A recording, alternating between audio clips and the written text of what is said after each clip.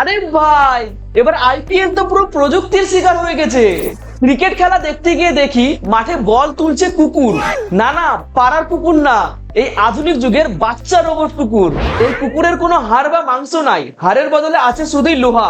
ঘাড়ে ক্যামেরা, চোখে সেন্সর, আর শরীরের বিভিন্ন জায়গায় রয়েছে speaker, microphone, GPS unit, wifi ও bluetooth module, AI processor, servo motor আর পিঠে ব্যাটারি।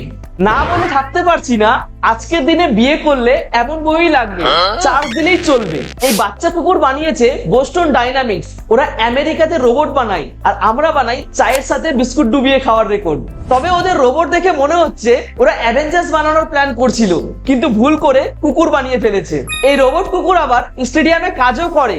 প্লেয়ার ইনজিউরি, কুকুর ডাক্তার হয়ে গেল। কিছু হারিয়ে গেছে, কুকুর সিআইডি হয়ে গেল। আবার মাঝে মাঝে দর্শকদের সামনে এই কুকুর নেচেও দেয়। যতবার দেখি মনে হয় আমাদের পাশের পাড়ার রিপন কাকুর থেকে বেশি কাজে।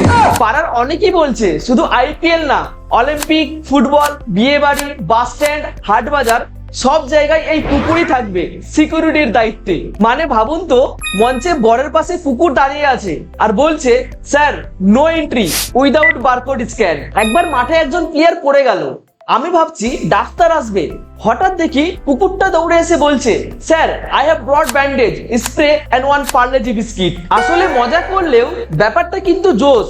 এই কুকুরটি এআই দিয়ে চালিত, মানে আর্টিফিশিয়াল ইন্টেলিজেন্স। ওর মাথায় চিপ আছে, আর আমাদের মাথায় শুধু লেজেন্ডারি চিন্তা, আজ কার পকেট খালি করব। তবে একটা কথা, যদি একদিনে কুকুরগুলো রেগে যায় তখন কি হবে?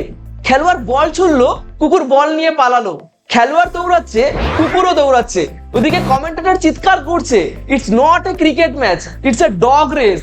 তোমার কি মনে হয় ভবিষ্যতে ক্রিকেট হবে মানুষ বনাম রোবট, নাকি রোবট খেলবে আর আমরা পপকর্ন খেতে খেতে দেখবো?